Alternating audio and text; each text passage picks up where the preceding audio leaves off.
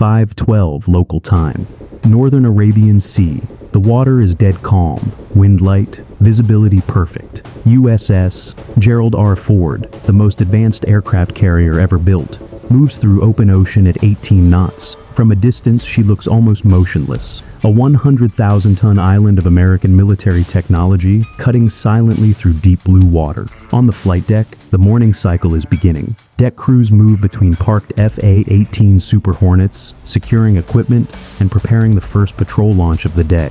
But below the deck, something is already wrong. Inside the Combat Information Center, the radar wall glows with the quiet rhythm of a carrier strike group in motion. Green sweeps rotate across the screens. Dozens of contacts move across the digital map. Commercial shipping lanes, distant cargo vessels, fishing boats scattered across the horizon. Then a new contact appears, bearing 041, range 28 nautical miles. One of the radar operators leans closer to his console. New surface contact. A second blip appears behind it, then a third. 3 ships, tight formation. Their speed reads 16 knots, normal for naval patrol traffic, but their heading is what draws attention. All 3 vessels are moving directly toward the strike group. The system begins cross-referencing hull signature. Seconds later, the identification flashes across the screen. Iranian Navy. Inside the CIC, no one raises their voice. They don't need to. The officer of the watch marks the track. Surface group. 3 contacts, Iranian naval units, bearing steady. Up on the bridge, the information flows instantly through the ship's network. Outside, nothing changes. The sea is still calm. The carrier continues on its course. But inside the ship, every system is now watching those 3 contacts. At 5:14, the radar updates again. Speed increase. The Iranian ships accelerate from 16 knots to 21, then 24. The formation tightens. Instead of drifting apart, the 3 vessels move closer together, forming a shallow triangle. One of the CIC supervisors studies the screen. Course unchanged. That means they're still coming straight in. At 22 nautical miles, the strike group initiates standard maritime procedure. Radio hails. Iranian naval vessels approaching United States carrier strike group. This is U.S. Navy warship operating in international waters. Alter course immediately and maintain safe distance. The message echoes across the ocean. No reply. The Iranian ships continue forward. On the radar screen, their speed jumps again. 27 knots. That's no longer patrol speed, that's intercept speed. Inside the CIC, the watch team begins shifting posture without a single shouted order. Data streams expand across the displays. Long-range optics swivel toward the incoming vessel. Electronic warfare sensors begin logging emissions. At 516, the distance closes to 19 miles. Now the radar operators begin noticing something else. One of the Iranian ships has activated its surface search radar. The signal appears on the electronic warfare display, like a thin line of static. They're painting us. The phrase spreads quietly across the room. Painting means scanning, measuring range, speed, and heading, targeting information. Then the warning everyone was waiting for. Fire control radar detected. That changes everything. And search radar is observation. Fire control radar is targeting. The captain's voice comes across the command circuit, calm and controlled. Understood. At 519, the infrared sensors pick up 3 intense flashes of heat erupting from the decks of the Iranian warships. For half a second, the contacts are just bright signatures. Then the trajectories appear. 3 missiles, sea skimming, heading directly for the strike group. The operator doesn't hesitate. Vampires inbound. And in that moment, the quiet calm of the Arabian Sea disappears, because somewhere beyond the horizon, 3 Iranian missiles are now racing toward the most powerful aircraft carrier on Earth. The carrier strike group has already seen them. High above the fleet, the E-2D Hawkeye airborne early warning aircraft picks up the launch signatures seconds after ignition. Its radar beam sweeps hundreds of miles across the sea, feeding targeting data directly into the Aegis combat network protecting the fleet. Inside CIC, the intercept geometry begins calculating instantly. Time to impact, 90 seconds. The strike group's destroyer screen reacts before anyone on the carrier even sees the missiles. 8 miles ahead of the carrier, USS Arleigh Burke shifts from patrol posture to full defensive engagement. Deep inside her hull, the vertical launch system unlocks. Metal hatches slide open along the forward deck. The command is transmitted across the tactical network. Engage. 2SM-2. Standard missiles ignite in the launch cells. From the carrier's bridge, that sailors see twin pillars of flame erupt from the destroyer's bow as the interceptors leap into the sky. For a moment, they climb almost vertically, white contrails slicing into the early morning sky. Then the missiles roll and dive, guided by radar data shared across the strike group's network, racing toward the incoming targets. Inside CIC, the intercept countdown begins. SM-2 away. The first interceptor meets the Iranian missile 15,000 feet above the ocean. The explosion appears on radar as a sudden bloom of static. One track disappears, but two remain. Range now 8 miles. Impact in 40 seconds. The carrier's layered defense shifts to its next line. Another destroyer in the screen, USS Mason, locks its radar onto the two remaining missiles. ESSM ready. The Evolved Sea Sparrow missiles are designed for exactly this moment. All fast, agile interceptors built to kill threats that slip past the outer defensive ring. Two more launch cells flare open. Twin interceptors streak away from the destroyer, leaving twisting trails of white vapor behind them. Inside CIC, the radar operator tracks the geometry. Intercept in 5, 4, 3. A flash blossoms across the radar scope. One more missile vanishes. Only one track remains. Range 4 miles. Time to impact 15 seconds. That final missile is flying just meters above the waves, its radar seeker locked onto the massive radar signature of the carrier. At that distance, even the destroyer's interceptors can't reach it in time. The last line of defense belongs to the carrier itself. On the forward deck of Gerald R. Ford, the Phalanx close-in weapon system comes alive. The white dome mounted above the carrier's superstructure swivels toward the incoming threat. Inside the mount, a 6-barrel 20mm Gatling gun spins up with a mechanical whine. Target lock. Range 1,500 yards. The system opens fire. The sound is unmistakable. A brutal metallic roar as thousands of rounds per minute rip into the morning air. From the flight deck, sailors watch a stream of tracer fire carve a glowing line across the sea. The missile enters the cloud of fire. For half a second, it continues forward, then it detonates. A violent burst of flame erupts barely 1,000 yards from the carrier's bow. Shattered fragments scatter across the water, splashing harmlessly into the sea. The final missile is gone. Inside the CIC, the radar operator exhales. He's all 3 targets neutralized, but the moment of relief lasts only seconds, because the radar picture updates again. The 3 Iranian warships are still closing, and this time, the infrared sensors detect something worse. Fresh heat blooms along their decks. The missile launch rails are opening again. The officer of the watch leans toward the screen. 3 new signatures ignite almost simultaneously. Another volley. 3 more missiles leap from the Iranian ships, their rocket motors burning bright as they climb briefly into the air, before dropping low toward the ocean's surface. The radar operator doesn't wait. Second wave inbound. Across the carrier strike group, alarms sound again. And this time, everyone understands something important. This isn't a warning shot. This is a fight. High above the fleet, B-2 FA-18. Super Hornets are circling in a combat air patrol pattern. They had launched minutes earlier for routine overwatch, but now their mission changes instantly. The lead pilot hears the call in his headset. Vampires inbound. Multiple. Vector 042. His radar screen lights up with 3 small returns racing toward the strike group, but something else appears behind them. A faint airborne contact. Higher altitude, slower speed. The weapons systems officer aboard the E-2D Hawkeye identifies it first. Iranian targeting drone. The small aircraft is flying several thousand feet above the missile flight path, acting as a relay. From that altitude, it can track the carrier's radar signature and transmit course corrections to the incoming missiles. Without it, the missiles are blind. In the Super Hornet cockpit, the pilot immediately adjusts course. Contact confirmed. He banks the jet hard to the right, dropping altitude as he accelerates toward the drone. Speed climbs past 500 knots. The pilot arms his weapon. AIM-120 selected. The drone continues its steady orbit above the missile track, completely unaware of the fighter closing in. The pilot squeezes the trigger. Fox 3.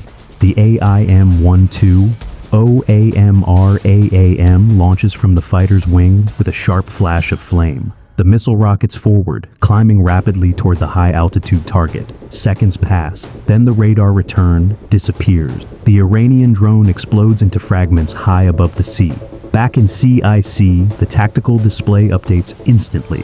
The incoming missiles lose their mid-course guidance. Without the drone feeding them targeting corrections, their flight paths begin to drift. One missile veers several degrees off course. Another begins oscillating slightly above the waves, but they're still dangerous. Destroyers in the strike group fire again. 2 ESSM interceptors launch from USS Mason, racing toward the drifting target. The first Iranian missile is destroyed 6 miles from the carrier. The second disappears seconds later in a bright flash over the ocean. Only one remains. The wingman watches the remaining missile track.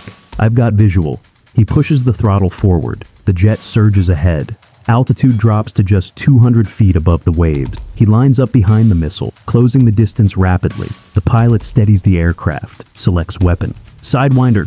The AIM-9 X-tone chirps in his headset as the infrared seeker locks onto the missile's hot engine plume. But he fires. The Sidewinder leaps forward. 5 seconds later, it slams into the Iranian missile. The explosion erupts directly above the water, scattering fragments across the ocean's surface. All 3 missiles from the second volley are gone. Inside CIC, the radar picture clears again.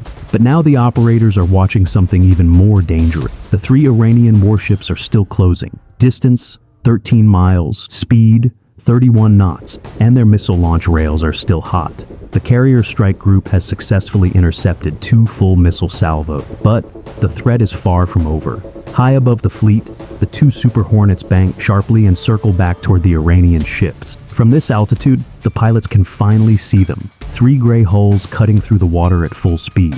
These smoke trails still drift upward from their missile launcher. Inside CIC, the captain's voice comes across the command network. "Enough." The defensive posture changes instantly, because up until now, the carrier strike group has been fighting to survive the attack. But now, the mission shifts. The order is clear. Neutralize the launch platform. The 2 FA-18 Super Hornets drop out of their holding pattern and descend toward the ocean. Altitude falls fast, 5,000 feet, 3,000, 1,000. Below them, the Arabian Sea stretches in every direction, calm and deceptively quiet. But ahead, 3 Iranian warships carve aggressive wakes across the water, still charging toward the carrier strike group at full speed.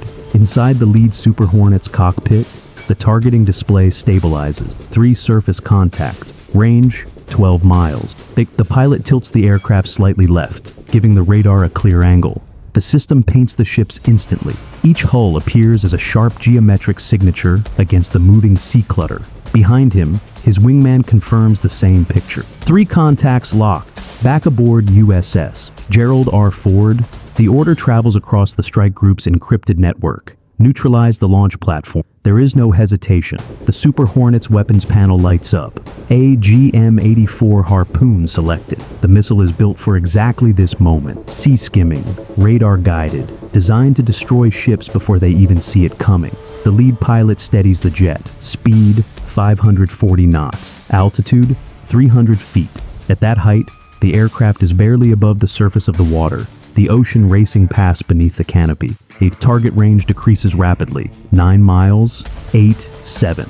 The radar locks onto the lead Iranian warship, the one that fired the first missile volley. The targeting box turns solid. The pilot presses the trigger. Fox! A Harpoon missile drops cleanly from the wing and ignites a split second later, its rocket motor blasting it forward over the sea. Immediately, the missile dives lower, just 20 feet above the water. Its radar seeker activates, locking onto the Iranian ship's massive metal hull. The Super Hornet banks sharply away the moment the missile clears the aircraft. Behind it, the wingman lines up his own shot. Second Harpoon away. 2 missiles now race across the water, invisible against the ocean's radar clutter. On the Iranian ships, the warning comes too late. The lead vessel's radar briefly detects the incoming threat, but at that altitude, the reaction window is seconds, not minutes. Crew members on deck turn toward the horizon. Then the first Harpoon arrives. The missile slams into the starboard side of the lead warship just above the waterline. The explosion tears through the hull with brutal force. A massive fireball erupts outward as the missile's warhead detonates inside the ship's internal compartment. Flames shoot high into the air. The vessel immediately lists to port, smoke pouring from shattered deck structures. But the attack isn't finished. 3 seconds later, the second harpoon strikes the second Iranian warship. The missile hits near the aft missile launch. The detonation ignites stored fuel and munition. The entire rear section of the ship disappears in a violent blast of fire and black smoke. The shock wave ripples across the sea. Inside the Super Hornet cockpit, the pilot glances briefly at the damage below. 2 ships burning, but the third Iranian vessel is still moving. Instead of stopping, it turns hard to port and attempts to accelerate away from the strike group. Speed climbs past 30 knots as the captain tries to escape the kill zone. Back inside the Combat Information Center aboard the carrier, the radar operators track the maneuver. Third vessel altering course, but escape isn't possible. High above the water, an MH-60R Seahawk helicopter has already moved into position. Its sensors lock onto the fleeing ship. The helicopter's targeting system feeds precise coordinates directly into the strike group's network. Seconds later, another ship in the formation responds. From the forward deck of the guided missile destroyer, USS Mason, a launch cell bursts open. A single missile erupts upward in a tower of flame. For a moment, it climbs almost vertically before pitching forward toward the horizon. Guided by the Seahawk's targeting data, the missile races across the sea. The Iranian warship continues its desperate turn, engines roaring as the crew tries to outrun the incoming strike. But the missile closes the distance rapidly. Less than 30 seconds later, it arrives. The impact is catastrophic. The missile strikes the center of the ship, detonating deep inside the vessel's internal structure. A massive explosion bursts upward through the deck. Flames surge skyward as thick black smoke spreads across the ocean's surface. Within moments, the ship loses speed. Then it stops entirely. High above the battlefield, the 2 Super Hornets circle back toward the strike group. Below them, the scene is unmistakable. 3 Iranian warships, all disabled, 2 burning heavily, the third drifting dead in the water.